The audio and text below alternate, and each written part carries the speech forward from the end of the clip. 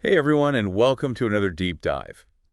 Today we're going to be focusing on open source AI, specifically some really cool releases from a team called DeepSeek. Yeah, they're a pretty small team, but they're doing some really interesting work in AGI. Yeah, and you know what really stands out to me is their commitment to open sourcing their projects. Right, making their code freely available so the entire AI community can benefit. Exactly. And that's what we're going to be looking at today.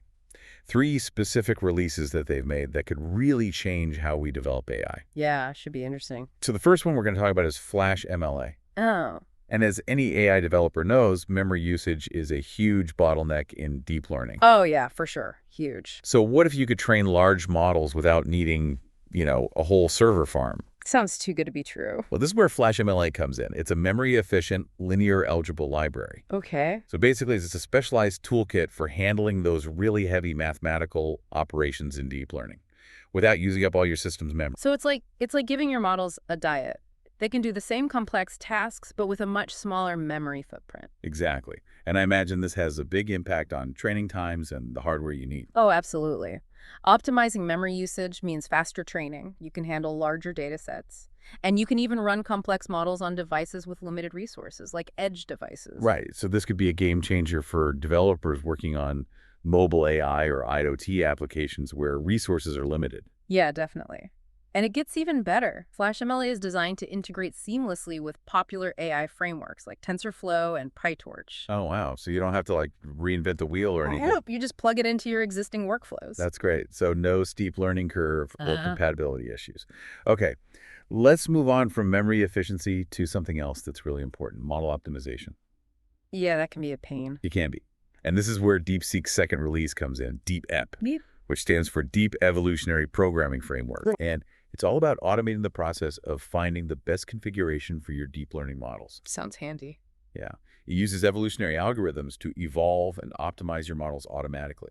So instead of manually tweaking parameters and architectures, DeepEP does it for you. Exactly. It's a huge time saver. Gotcha. So how does it work? Well, it creates a population of different versions of your model, Yeah. each with slight variations, Okay. and then it tests them out, selects the best performers, and uses those to create a new generation of even better models. So it's like survival of the fittest, but for AI models. Exactly. And through this continuous evolution, DeepEP can discover optimal architectures and hyperparameters that would take forever to find manually. Interesting. So it not only saves time, but it can actually find better configurations than a human could. Yeah, potentially. Hmm. And it makes these advanced optimization techniques accessible to way more developers, even those who aren't experts in evolutionary algorithms. Really democratizing AI development. It is. Now, for our third release from DeepSeek, we're getting down to the core of deep learning computations, matrix multiplications. The heart of pretty much every AI algorithm. Right. And this is where DeepGEMM steps in. DeepGEMM. It's all about maximizing the speed and efficiency of those matrix multiplications. Yeah. It's a highly optimized implementation of GEMM designed to take full advantage of modern hardware, especially GPUs. Okay, so it's leveraging the parallel processing power of GPUs to speed up those matrix multiplications? Yes, GPUs are perfect for handling those massive computations in deep learning. So DeepGEMM harnesses that power to make those calculations lightning fast. I see. It's like having a whole team of mathematicians working in parallel to solve the problem. Exactly. And DeepGEMM doesn't stop there. It also uses CPU vectorization. Oh, wow. Which is basically performing the same operation on multiple data points at once. So it's squeezing even more performance out of the CPU. Right. DeepGEMM is optimizing both the hardware and the software to make those matrix operations as efficient as possible. Interesting. And you mentioned before that it also supports sparse matrices. Right. For those who aren't familiar, sparse matrices are basically matrices where a lot of the elements are zeros. Okay. And instead of wasting time processing all those zeros, DeepGEMM handles them intelligently. So it saves both time and memory. That's a clever optimization, especially when you're dealing with huge data sets where sparsity is common. Exactly. Mhm. So we've got these three powerful releases, each tackling a different aspect of AI development. We've got memory efficiency with FlashMLA, Right. automated optimization with DeepEP, Mm-hmm. and high-performance matrix multiplication with DeepGEMM. And they're all open source. Yes, which is really incredible. DeepSeek is empowering developers all over the world to build innovative applications and push the boundaries of AI. It's a testament to the power of collaboration and knowledge sharing. Absolutely. I'm really interested to see what kind of impact these releases will have. Me too. And we'll be exploring that further in part 2 of our deep dive. Welcome back to our deep dive into DeepSeek's open source releases. As we dig deeper into these tools, it's pretty amazing how each one addresses a specific bottleneck in AI development. But they all work together to kind of create this more efficient and powerful ecosystem for AI innovation. Yeah, it's like they've really zeroed in on those pain points that AI developers face every day. Yeah. And they're providing these practical solutions that can really streamline the whole development process.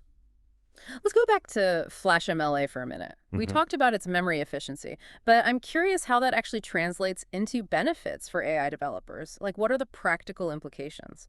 Well, for one thing, it can drastically reduce the hardware requirements for training large, deep learning models. Yeah. Developers could potentially train models on less powerful machines or even on edge devices that have limited memory. So instead of needing a massive, expensive server farm, you could train complex AI models on a much more affordable setup. That would be huge for smaller teams or individuals who just don't have those kinds of resources. Exactly. It makes AI development way more accessible.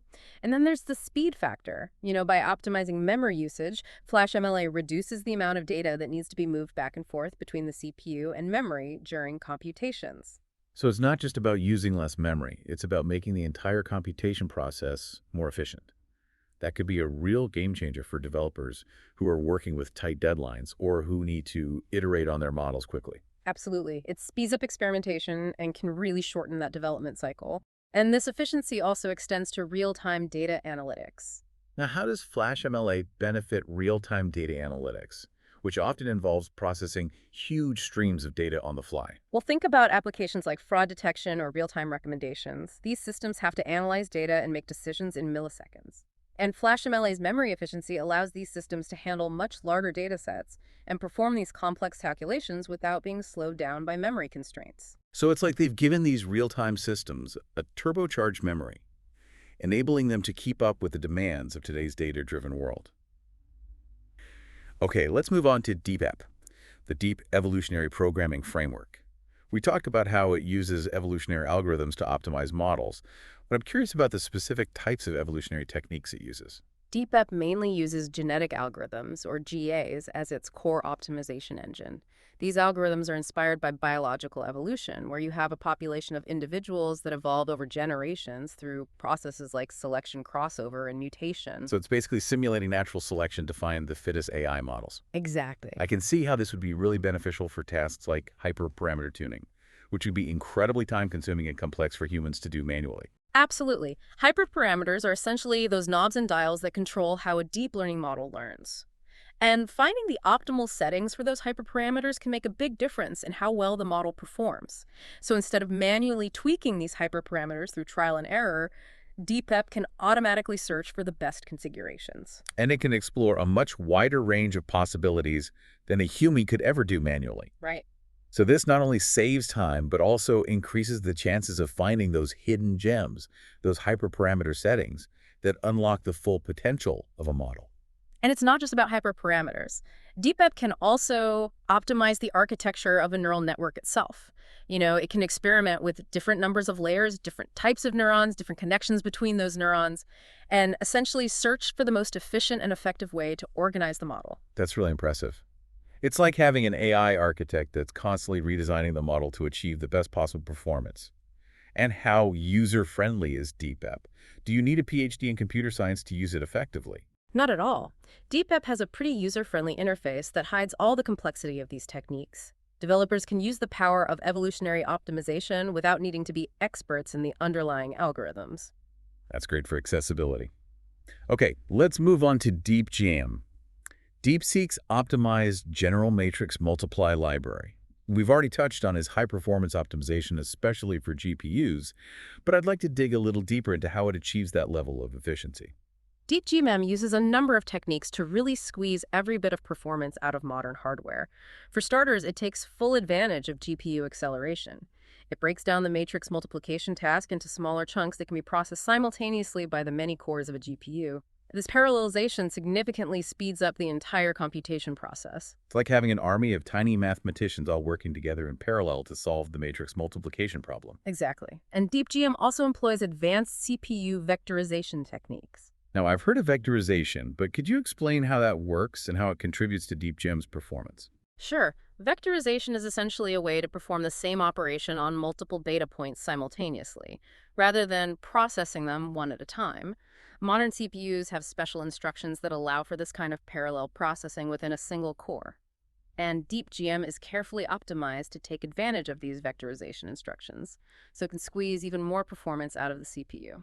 And when you combine these CPU optimizations with the power of GPU acceleration, you get a really high-performance matrix multiplication engine. And DeepGEMM's focus on efficiency doesn't stop there. It also uses techniques like loop unrolling and data prefetching to further streamline the computation process. Right. Loop unrolling reduces the overhead associated with loops in the code by essentially repeating the instructions within the loop multiple times, which speeds up execution. It's like copying and pasting the instructions multiple times instead of telling the computer to keep going back to the same spot. Yeah, that's a good analogy. And data prefetching is a technique where the computer basically anticipates what data it's going to need next, and it loads that data into the cache memory ahead of time. So this minimizes any delays caused by waiting for data to be retrieved from the slower main memory. So it's like having a waiter bring you the next course before you've even fixed your current one. Exactly. It makes sure that the data is always ready when the computation needs it. Now, one of the other key features we talked about earlier was DeepGEMM's support for sparse matrices. Can you remind us why that's so significant and how it actually works in practice? Yes, let's talk about sparse matrices again, because they seem to come up a lot in certain types of AI models. Sparse matrices, as we mentioned before, are matrices where a large proportion of the elements are zero. And they often come up in applications like natural language processing or when you're dealing with graph-structured data.